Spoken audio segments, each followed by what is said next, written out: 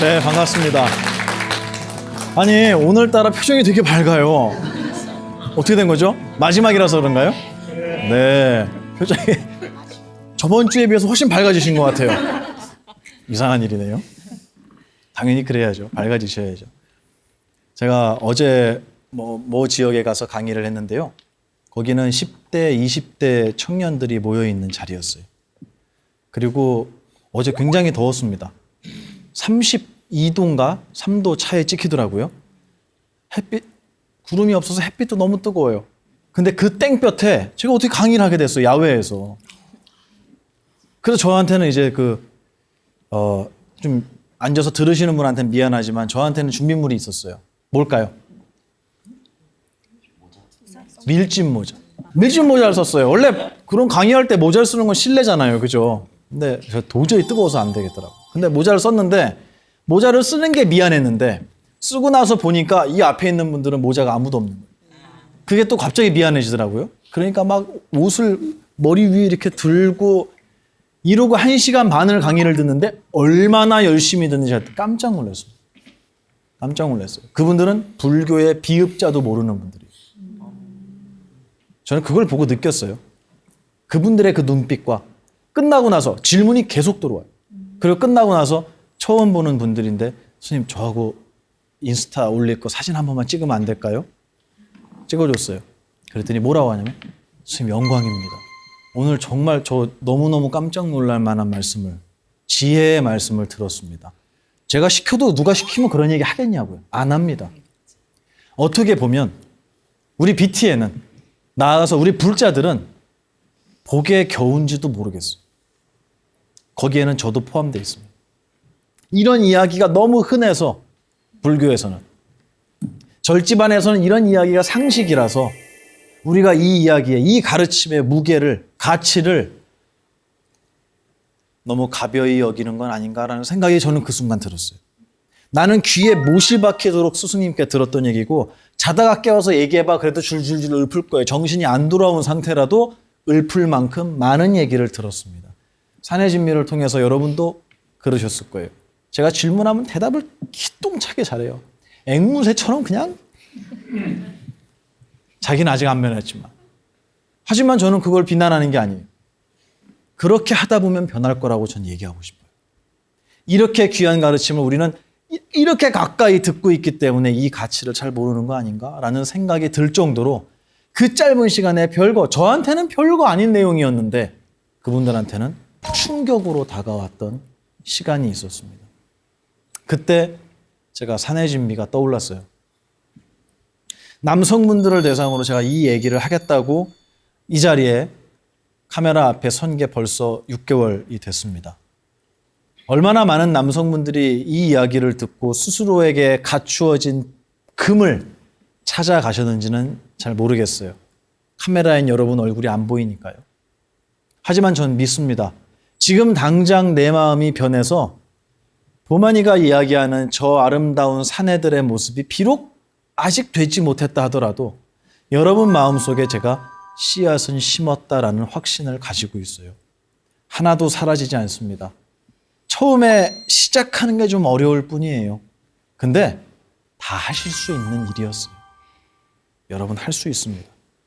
오늘은 마지막 강의이다 보니까 그동안 했던 이야기를 좀 정리해 드리려고 해요. 그리고 제가 웬만하면 각 회차마다 짧은 문구로 우리가 기억에 좀 남도록 이런 특히 말과 관련된 거는 이런 말을 해봅시다 라는 얘기로 강의를 진행했기 때문에 생각나는 것들로 정리를 한번 해보도록 하겠습니다. 제 첫 번째 강의의 문구가 확실히 기억은 안 나요, 저도. 근데 이 얘기 제가 했었습니다. 읽어볼까요? 네, 무슨 뜻이죠, 이거는? 고맙다는 얘기죠, 그죠? 근데 제가 이 얘기를 하면서 이 표현을 했어요. 자수성가. 이런 말 있죠. 이건 무슨 뜻인가요?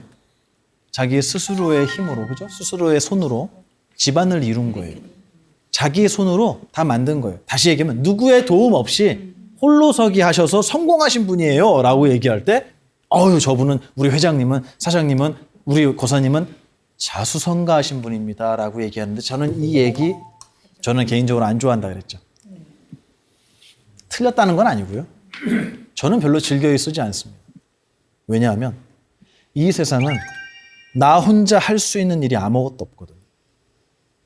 영상으로 오늘 보고 오셨죠? 우리 거사님. 그러면 이 자리에 올 수 있었던 건 누구의 덕분이죠? 저 뒤에 카메라 잡고 있는 분들이 있잖아요. 맞죠? 저분들이 안 계셨으면 카메라에 이 영상이 안 담겼을 거고요. 우리 BTN 방송국이 없었으면 TV나 휴대폰으로 제 얼굴을 볼 수가 없었을 거예요. 그럼 이 자리에 와서 거사님과 저하고 만나서 즐거운 이야기를 하고 행복한 기억을 나눠 가져갈 수 있게 만들어주신 분들은 나 자신이 아니라 나를 포함한 수많은 분들이었다. 이거를 불교에서는 저 혼자 소설 쓰는 게 아니고요. 불교에서는 이거를 뭐라고 얘기하냐면 이렇게 얘기합니다. 무슨 법? 연기법. 자다가 물어봐도 대답할 만큼 가슴에다가 문신으로 새기세요. 진짜 새기면 안 돼요. 한글로 연기법 이런 거 새기면 안 돼요. 문신처럼 잊지 말라. 제가 그렇게 공부했어요. 연기법은 무슨 뜻이냐면 홀로 존재하는 게 아니라 많은 것들이 모이니까 어떤 거 하나가 드러나더라는 거예요. 바로 우리가 그렇습니다. 나의 생각이 그렇습니다. 나의 감정이 그렇습니다. 저 인간 보면 짜증나 라는 이 짜증은 저 사람과 내가 만났기 때문에 생겨나는 거예요. 맞죠? 만나기 전에는 없었잖아요. 그렇죠. 어디 있다 오는 게 아니라니까요. 만나면 드러나는 거예요. 모이면 일어나요. 자동차 아닌 것들을 막 조립하니까 뭐가 됐죠? 자동차가 되는 거예요. 반대로 그래서 부처님은 말씀하세요. 자동차에서 자동차 아닌 거 빼봐. 물론 자동차라는 예를 들진 않으셨지만 그것에서 그것 아닌 거 빼봐. 유리가 자동차인가요? 아니에요. 유리 빼. 철판이 자동차인가요? 철판은 자동차가 아니죠.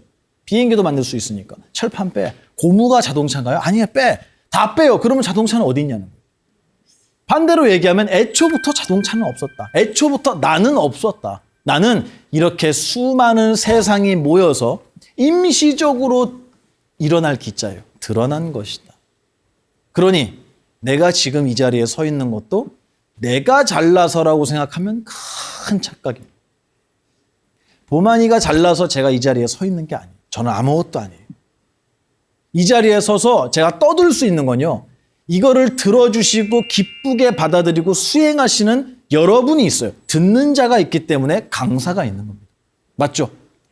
그리고 이거를 촬영해서 내보내주시는 우리 감독님들의 노고와 불교 TV가 있었기 때문에 제가 이 자리에 설 수 있는 거예요.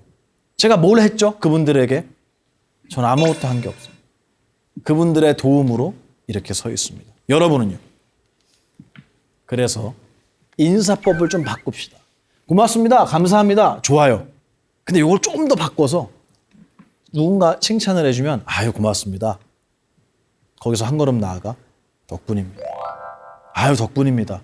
예쁘게 봐주셔서 감사합니다. 근데 아유 선배님 아니셨으면 제가 어떻게 이렇게 했겠어요. 제 선임자 아니었으면 어떻게 했겠습니까. 아유 부모님 아니면 제가 어떻게 이렇게 했겠어요.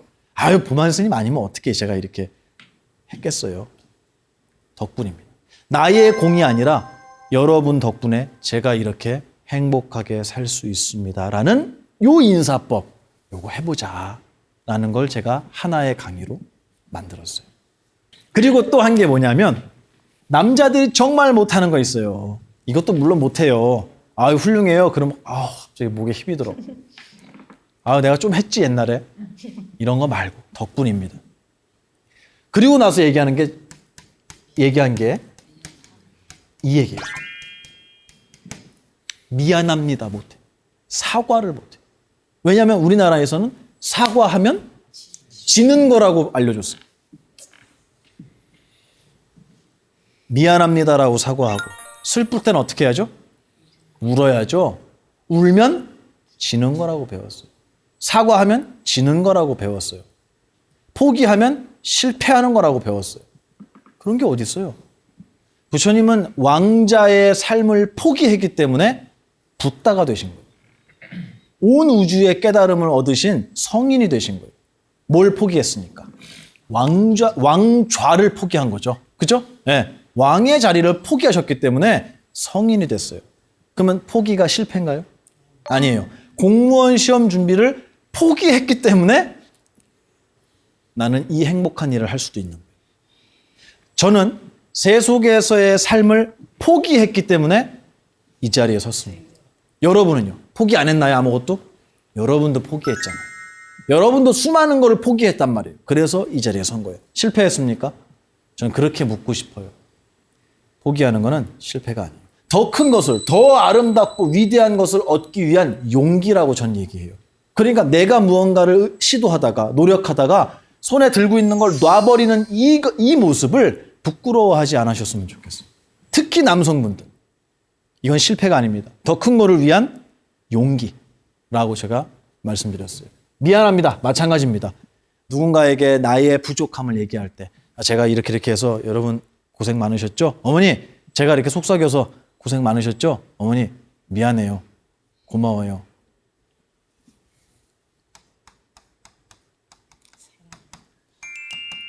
제가 이 얘기를 가장 많이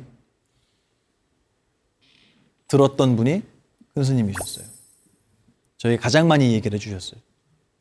그래서 항상 매일매일 안아주시고 하루도 안 빼고 매일매일 모든 제자를 안아주시고 스님 이제 쉬겠습니다. 그럼 그래 오늘 수고 많았다. 오늘 고생했어. 그녀면 저기 일 많았는데 고생했어. 안아주시면서 오마나 어떻다고요? 사랑해. 오마나 사랑한다. 저는 옛날에 몰랐습니다. 뭐가 그렇게 고맙고 사랑스러우신지 별로 한 것도 없는데 맨날 불만투성이라서 인상이나 쓰고 맨날 제 뜻대로 안 된다고 그랬던 기억이 더 많은데 항상 안아주시면서 사랑한다고 얘기하셨어요. 아무것도 아닌 말입니다. 말. 근데 이 말에는 엄청난 무게와 엄청나게 신비한 힘이 있어요. 그래서 짐승들은 말을 못하잖아요. 말을 하는 게 자기의 의사를 표현하는 정도뿐이에요. 이렇게 아름답고 고차원적인 언어를 가진 자는 인간밖에 없어요. 큰 스님께서 안아주시면서 얼마나 사랑해 그러시더라고요. 내가 뭐라 그랬는 줄 알아요? 저도요. 제가 이걸 뭐라고 대답을 했냐면 저도요 이렇게 얘기했어요. 저도요죠, 그죠? 저도요. 그랬더니 뭐라 그러시냐면 고마나 이렇게 말씀하셨어요. 주둥이는 먹으라고만 있는 건 아니야. 너는 입이 있는데 왜 표현하지 못하냐? 라고 물어보세요. 그래서 제가 저도 사랑합니다. 이 말이 왜 그렇게 어색했을까? 이게 뭐라고 이까짓 게. 아무것도 아니잖아요. 그냥 말이잖아요. 왜 그렇게 힘들었을까? 이 말이. 이게 왜 그러냐면 왜 이게 이렇게 힘들까? 왜 미안하다는 말이 힘들까? 사랑한다는 말이 뭐 이렇게 힘들까? 이게 힘든 이유가 있어요. 이게 뭐냐면 남자들의 정말 바보 같은 교육이 있었기 때문이에요. 대한민국 사내들은 안 좋은 교육을 좀 받았어요. 그래서 이 교육에 사랑합니다, 미안합니다, 덕분입니다 라는 말을 할 수 없게 만드는 되게 이상한 교육이 하나가 있었다고요. 이게 가장 대표적으로 드러나는 게 뭐냐면 이 말이라고 그랬죠, 제가? 울면 안 돼.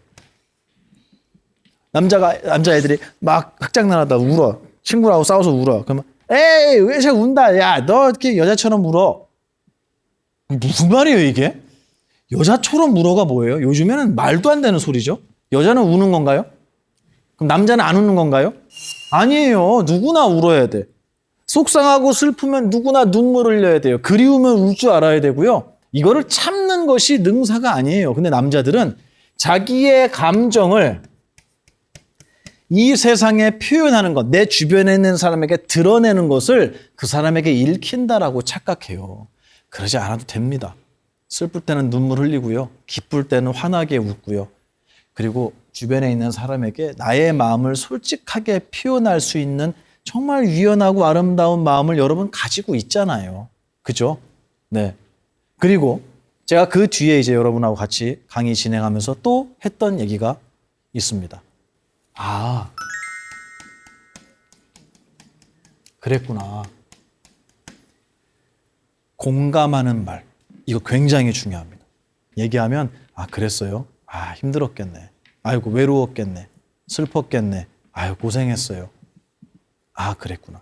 이게 맞는 키예요, 맞는 키. 엄청 중요한 거예요. 이 세상에서 고통을, 고민을, 외로움을 호소하는 모든 사람에게 아, 그랬구나 라고 얘기해 주셨으면 좋겠어요. 그래서 불교를 공부하시는 분들이 많이들 착각하는, 아니 실수하는 부분이 있습니다. 그게 뭐냐면 부처님께서는 원인을 만들면 반드시 거기에 해당하는 결과가 온다고 하셨어요. 원인을 만들면 거기에 대한 결과가 온다라고 하셨습니다. 인과법, 그죠? 그러면 이 인과법을 불자들은 다 한 번씩은 들어요. 공부를 했단 말이에요. 그래서 아, 그렇구나. 내가 이렇게 씨앗을 심었으니까 이런 결과가 오는구나 라고 큰 깨달음을 얻었어요. 그리고 나서 이 얘기를 누구한테 하느냐? 병석에 누워있는 친구한테 하는 거예요.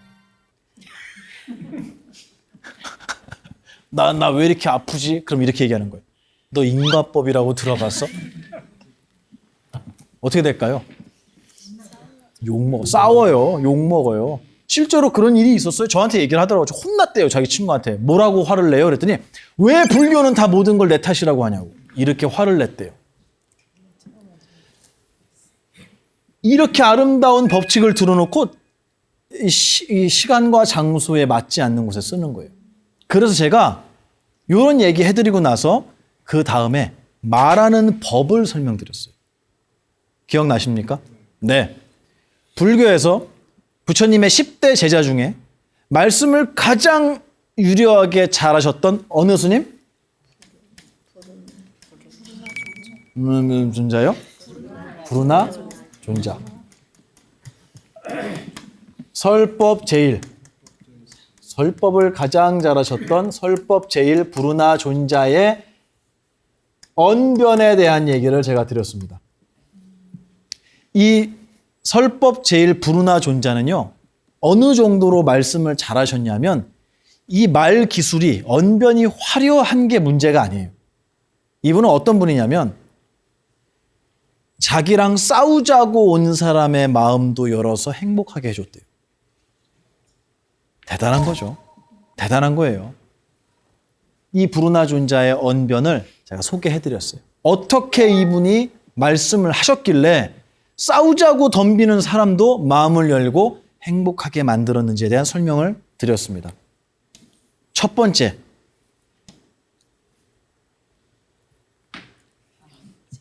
공감을 해주는 거예요. 변제라고 합니다. 말재주예요. 말재주. 변제. 이건 뭐냐면, 아, 나 이번에 그때 투자한 거 그거 날렸는데 집에 얘기를 못했어. 나 너무 무섭고 힘들고 두려워. 나 너무 진짜 힘들어. 후회돼. 라고 얘기하면 여러분 보통 뭐라 그래요? 내가 그럴 줄 알았어, 너. 내가 하지 말랬지. 이건 변제가 아니에요. 그게 아니라, 아, 그랬구나. 힘들겠구나. 아프겠구나. 슬프겠구나. 두렵겠구나. 공감해줘. 근데 우리는 정답을 알고 있다라는 생각에 공감보다는 내 정답을 먼저 얘기하고 싶어 해요. 내가 그거 하지 말라 그랬잖아. 라고. 그러면 그거는 공감이 아니라 훈계하는 거예요. 이거를 가정에서 부모님들이 자제분들에게 제일 못하세요. 내 눈에는 정답이 보이는 것 같거든요. 그러니까 자제분에게 사랑이라는 마음으로 변제를 하는 게 아니라 바로 두 번째 단계로 넘어가요. 고언이라고 합니다. 고언, 쓸 고자예요. 쓴소리. 변제를 통해서 그 사람의 마음을 열어줘야 돼요. 아유, 나는 우리 언니하고만 얘기하면 마음이 너무 편해. 라고 된 사람한테는, 이렇게 마음이 열린 사람에게는 그 다음 단계를 말씀하셔도 돼요. 맞아. 근데 너 저번에 이렇게 했잖아. 너 이렇게 하면 다른 사람들이 널 이렇게 볼 거야. 너 이렇게 욕심내면 나중에 힘든 일이 올 수도 있어. 라는 얘기를 변제를 통해서 마음을 열어놓은 사람은 그 얘기를 받아들입니다. 이게 통해요. 근데 우리는 다이렉트로 1번을 지나쳐서 여기로 가죠, 그냥. 처음 본 사람한테도 이 얘기를 해. 그러니까 싸움이 일어나는 거예요. 맞는 얘기이긴 한데 받아들여지질 않는 거예요. 왜냐하면 모두가 아프기 때문이에요. 마음을 닫고 있기 때문이에요. 그래서 변제, 먼저 공감하고 이해해주는, 제가 말솜씨라 그랬잖아요. 언변.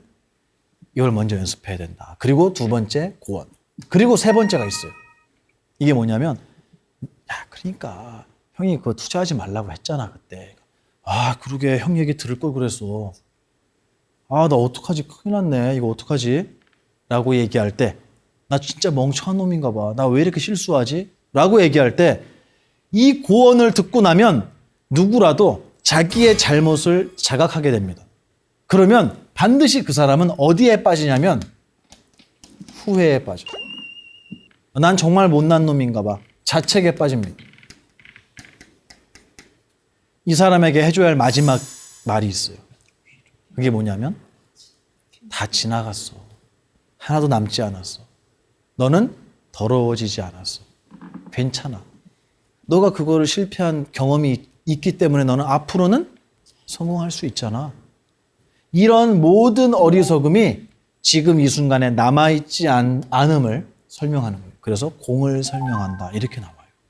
부르나 존자는 항상 세 단계를 통해서 사람들의 마음을 편안하게 해줬다는 거예요. 첫 번째는 변제를 통해서 공감해주고, 두 번째로는 올바른 법칙을 설명함으로 해서 그 사람이 자기의 어리석음을 깨닫게 만들어요. 고언을 통해서. 세 번째로는 그 어리석음이 절대 후회나 자책으로 남지 않도록 다 사라졌음을 설하는 공을 얘기해 줌으로써 그 사람이 죄책감에서 벗어나게 해주었다라고 이야기가 나옵니다. 이렇게 우리 고사님들 말씀하십니까?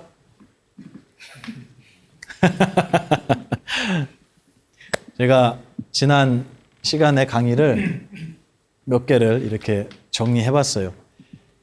어려운 일은 아닙니다, 여러분. 누구나 할 수 있고요. 또 누구나 이 얘기를 들으면 나도 저렇게 해야겠다라는 생각이 들 거예요. 그리고 여러분이 만약에 그걸 실천할 수 있는 용기가 있다면 여러분 주변에 있는 많은 사람들이 여러분을 사랑하게 될 거예요. 저는 모두가 사랑받을 자격이 있다고 생각해요. 여러분은 아름다운 존재입니다. 근데 아까 제가 적었고 지워버렸는데 이 교육이 우리의 발목을 잡고 있어요. 나라는 것의 정의를 너무 작게 만든 건 아닌가라는 생각이 들어요. 이 얘기를 듣고 마음이 움직이셨다면 부디 여러분이 후에 결혼을 하신다면 자제분에게는 이런 교육을 시키지 않으셨으면 좋겠어요. 우리가 받았던 교육 말이에요. 그거 말고 부처님께서 알려주신 이 불경에 의거한 지혜로운 가르침을 좀 주셨으면 좋겠어요. 애들한테도 괜찮아, 울어도 돼, 괜찮아. 울고 나면 그래, 괜찮지? 그래, 다음부터는 그러지 않아도 돼. 너가 이렇게 행동한 거니까 이런 결과가 온 거야. 공감해주고 고언을 해주는 거예요. 진실을 얘기해주는 거예요. 그래놓고 괜찮아. 하나도 안 남으니까 괜찮아. 더 잘할 수 있어. 이런 부모님이 있다면 대한민국은 좀 더 아름다워지지 않을까? 좀 더 자유로워지지 않을까? 아이들의 얼굴에 웃음이 좀 더 많아지지 않을까라는 생각을 합니다. 사내진미 6개월 동안 진행하면서 저는 고민을 많이 했습니다. 이 이야기가 여러분에게 어떻게 다가갈 것인가. 그리고 제가 그렇게 길지 않은 출가 생활을 했지만 제가 배웠던 이야기를 여러분에게 어떻게 오해 없이 전해드릴 수 있을까. 또 한편으로는 그런 생각해요. 이 카메라 앞에 서면 나만 잘났다고 얘기하는 놈이 되지는 않을까? 여러분은 모르고 바보 같은 사람들이고 나는 똑똑하고 잘난 사람들이니까 들어. 이렇게 혹시 비춰지지 않을까? 그런 고민을 많이 했습니다. 그리고 항상 부처님의 율장에도 나와요. 계율에 대한 이야기, 율장에도 나오는 게 누군가에게 허물을 지적하려면 나에게는 그 허물이 없는지를 먼저 보라고 말씀하세요. 되게 중요한 얘기죠. 저도 마찬가지예요. 제가 이런 말씀을 전해드릴 때 나는 과연 잘하고 있는가? 나는 수행자로서 내 주변에 있는 분들을 아프게 하지 않고 덕분입니다. 여러분 미안합니다. 사랑합니다. 아, 그러셨군요. 이렇게 배운 대로 여러분에게 대하고 있는가라는 생각을 많이 하게 됩니다. 저는 완성된 사람이 아닙니다. 저는 아직 멀고 먼 수행자고 공부를 해가는 사람이에요. 하지만 여러분이 저를 보시고 무언가 향기가 느껴지셨다면, 아름다움이 느껴지셨다면, 저 스님의 저 웃음을, 저 밝은 목소리를, 저분의 저 지혜를 배우고자 하는 마음이 요만큼이라도 들었다면 여러분도 저와 같은 길을 걷는 수행자라고 생각해요. 저는 제 스님을 뵈면서 그렇게 생각했어요. 저분의 모든 것을 배우고 싶다고 생각했어요. 제가 아직 많이 부족하지만 이 부족한 저를 통해서 완벽한 부처님의 가르침이 좀 여러분에게 전해졌으면 좋겠다라는 말씀을 마지막으로 드리고 싶습니다. 불교는 앞으로 더욱더 많은 사람들에게 알려질 거예요. 그럴 수밖에 없는 위대한 가르침을 품고 있기 때문이에요. 여러분이 이 법을 먼저 공부하신 선배로서 뒤에 여러분을 따라오면서 이 법을 듣고 공부할 많은 사람들에게 여러분의 발자국을 선명하고 올바로 남겨주시기를 부탁드립니다. 그리고 특히 우리 BTN에 이런 멋있는 강의를 기획해 주신 많은 분들, 담당자 분들에게 다시 한번 감사의 인사를 드립니다. 긴 강의 함께 해주셔서 고맙고요. 앞으로 우리 공부했던 내용 잊지 말고 여러분의 생활 속에서 녹여주시기를 간절히 바랍니다. 이런 가르침 남겨주신 석가모니 부처님과 또 저를 이 길로 이끌어주신 많은 스승님들, 또 이렇게 아름다운 눈빛과 밝은 얼굴로 이 강의를 들어주시고 스스로를 바꿔가려고 용기 내시는 우리 많은 불자님들이 계셔서 정말 행복했습니다. 여러분 진심으로 감사합니다.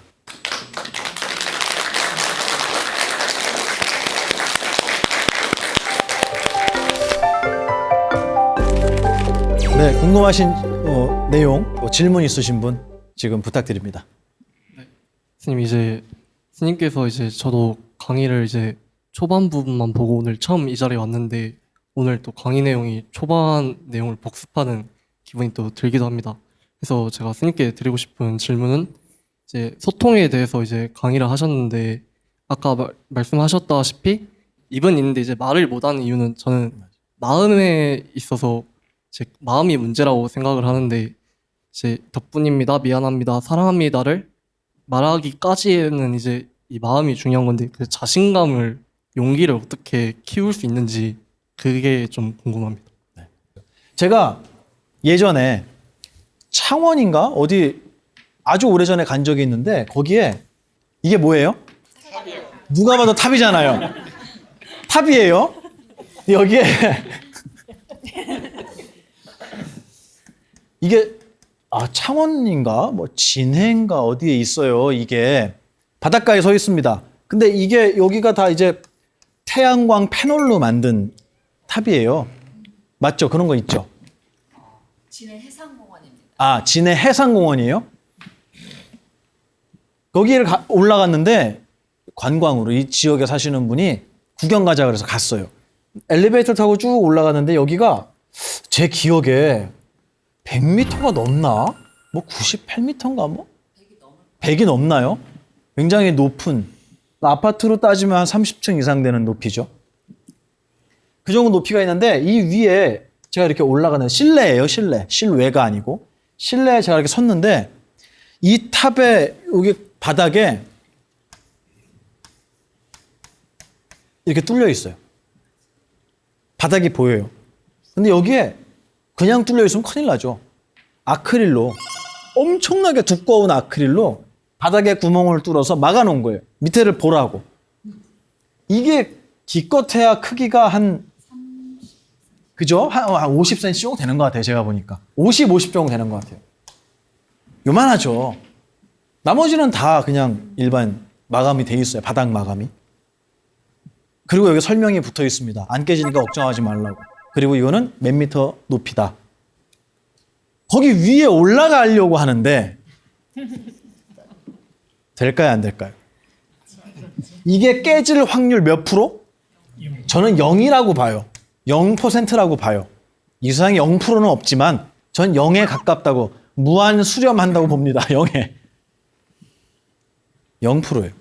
그리고 전체도 아니고 50cm고 이걸 왜 들었는지도 알고 올라가도 안전하다는 것도 알아요. 근데 올라가려고 하니까 마음이 어떨까요? 화장실 가고 싶어. 괜히 올라가면 다리가 후들거려요. 안전하다는 걸 이성으로는 논리적으로는 명확히 알고 있지만 막상 그 위에 올라가려면 힘든 거예요. 왜 그럴까요? 왜 그럴까요?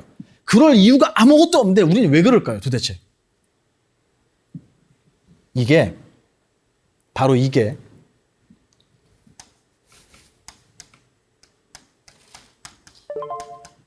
기억의 힘입니다. 이렇게 무서워요, 기억은. 지금 이 순간에는 그럴 만한 요인이 아무것도 없다는 걸 알지만 높은 데 올라가면 어떻다고 배웠죠? 떨어진다. 위험하다라고 우리 기억 속에는 엄청나게 큰 씨앗이 지금 들어가 있어요. 그게 무시가 될까요, 안 될까요? 제가 이 표현을 누구한테 많이 했냐면 마음의 병을 가지신 분들이 많아요. 그거를 뭐 요즘에 말로 공황장애라고 얘기해도 좋고요. 우울증이라고 얘기해도 좋아요. 근데 저는 그런 이름을 붙이는 걸 별로 좋아하진 않습니다. 왜냐하면 그걸 붙이고 나면 그것이 존재가 돼버려요. 그게 내가 돼버려요. 그 그 이름을 붙이지 않아도 치료받을 수 있고요. 붙이지 않아도 극복할 수 있어요. 근데 붙이고 나면 더 어려워지는 거예요. 난 이런 사람이야. 그래서 많은 분들이 나 옛날에 이렇게 고생하고 그때 너무 힘들었어 라는 말을 마치 훈장처럼 그래서 나 그때 우울증 공황장애까지 왔다니까 자랑이 아니에요. 이거는 자랑이 아니에요. 내가 얼마나 힘들었는지를 대변해주는 척도가 아니라고요. 그거는 그렇게 얘기해서는 안 된다라는 거예요. 어쨌든 저는 별로 좋아하진 않지만 이 기억의 힘을 얘기할 때 그래요. 그분들이 이성적으로는 우울할 게 아무것도 없다는 걸 알아요. 나 되게 행복한 조건이라는 걸 알아요. 나를 무섭게 하거나 나를 공포에 질리게 만든 대상이 지금 없다는 것도 알아요. 그런데 기분이 우울해. 근데 무서워. 숨을 못 쉬겠어. 왜 그런 줄 알까요? 몰라요. 왜 그런지를 모르겠어요. 그건 역시도 기억의 힘입니다. 오랜 세월 동안 반복되었던 거예요. 보이지 않는 압박이 반복되어 오면 그 압박이 사라졌음에도 불구하고 이 압박에 시달리던 두려움이 기억 속에 남아있는 거예요. 그럼 기억 속에 있는 그것은 작동하기 시작해요. 왜 용기를 못 내느냐? 어떻게 하면 용기를 낼 수 있느냐? 우리는 똑같은 법칙을 활용해서 그 용기를 낼 수가 있습니다. 제가 그랬죠. 나 혼자 낼 수 있는 용기가 있고 외부에 의한 용기가 있다고 그랬어요. 나 혼자 용기를 내는 거는 자기의 기억을 저는 이렇게 얘기해요. 어떻게 썼죠, 제가? 무시하자. 이런 얘기를 하면 선생님 그러면 기억도 하지 말고 뭐도 하지 말고 그 얘기가 아니고요. 내 기억은 난 그동안 이런 걸 못 해왔던 사람이에요. 나는 사랑한다는 얘기를 못 했던 사람이에요. 무슨 사내대장부가 입간지럽게 무슨 사랑한다는 얘기를 나는 그런 거 못해. 이거 말이에요. 이거. 이 나의 기억을 내가 용감하게 무시하는 거예요. 여기에는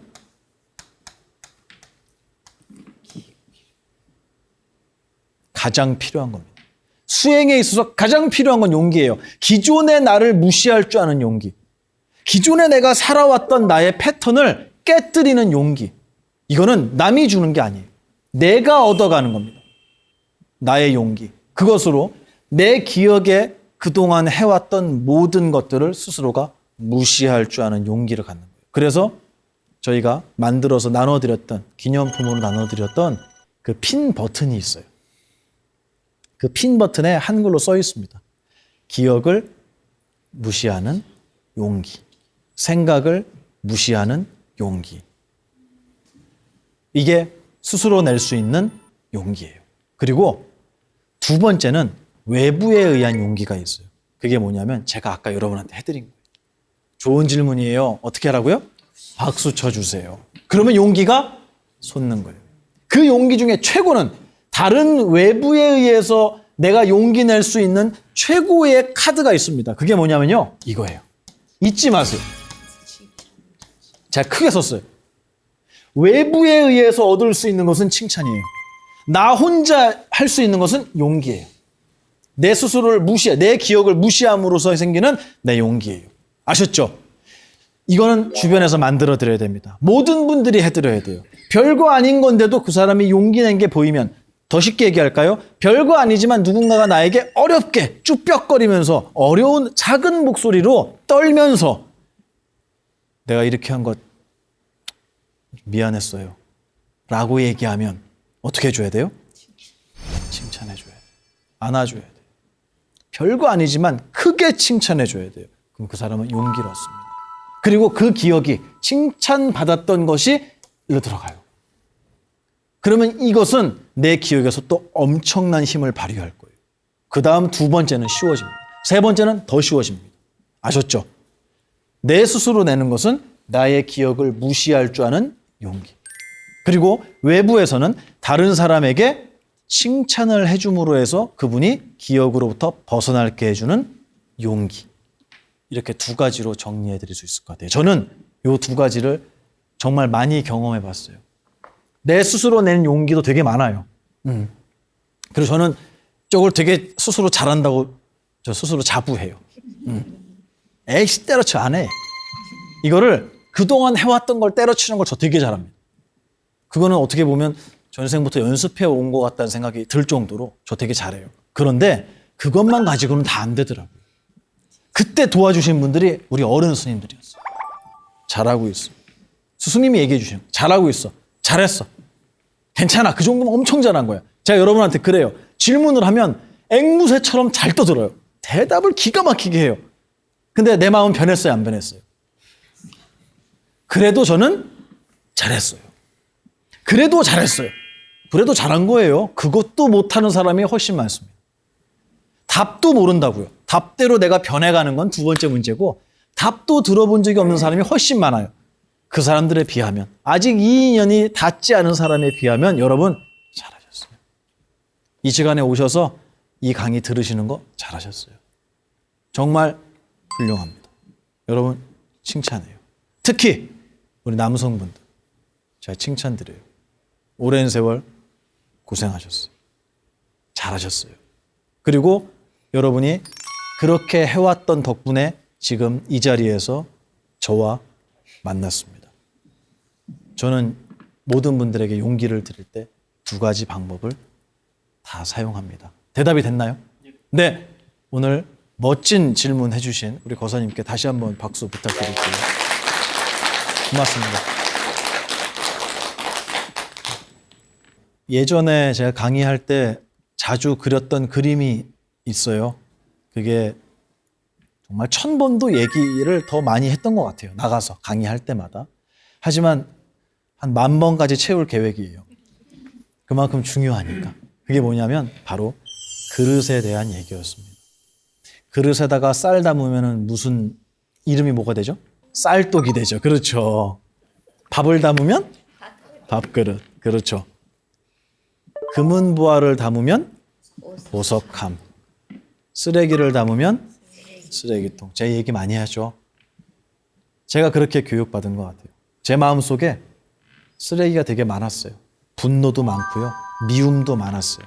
화도 너무너무 많아서 다른 사람들을 다 못마땅하게 보는 나쁜 습관도 가득했습니다. 그런데 그걸 어느 순간 어른께서 알려주셨어요. 너 그릇 안에 이런 거 되게 많다? 그걸 알려주셨어요. 보니까 진짜 많은 거예요. 그 다음부터 어른께서 새로운 것을 넣어주기 시작하셨어요. 아까 얘기한 미안합니다. 감사합니다. 사랑합니다. 덕분입니다. 이런 것들을 넣어주시기 시작하셨어요. 매일매일 안아주셨어요. 이게 뭐냐면 용기를 주신 거예요. 저는 그 용기를 먹고 제 그릇에 스승님의 귀한 보석을 담았어요. 그러면 이 그릇의 이름은 뭐라고요? 그렇죠. 저는 만들어진 존재입니다. 1번부터 100번까지 다 만들어진 존재예요. 여러분도 만들어진 존재예요. 누구에 의해서? 세상에 의해서, 부모님에 의해서. 이 땅에 올바른 스승들이 많이 출연하셔서 수많은 우리 외로운 분들의 마음이라는 그릇 안에 보석을 넣어주셨으면 좋겠어요. 그리고 이 가르침이 부디 오래오래 이어져서 대한민국이 정말 아름다운 나라가 되기를 진심으로 바랍니다. 오늘 이 강의는 여기서 마치지만 앞으로 이런 강의는 계속해서 저는 해나갈 생각이에요. 그리고 저는 꿈이 있습니다. 부처님의 가르침이 상식이 되는 세상이 됐으면 좋겠어요. 그런 날까지 저는 인연 닿는 대로 최선을 다해서 여러분과 함께 하겠습니다. 부족한 강의 들어주시느라고 정말 고생 많으셨고요. 개떡같이 말해도 찰떡같이 알아들어 주셔서 정말 감사하고요. 행복한 미소 보여주셔서 또 고맙습니다. 여러분 모두 사랑합니다. 그리고 앞으로 이 귀한 인연으로 우리 다음 생에서도 또 만나기를 진심으로 기도합니다. 여러분 모두 고맙습니다.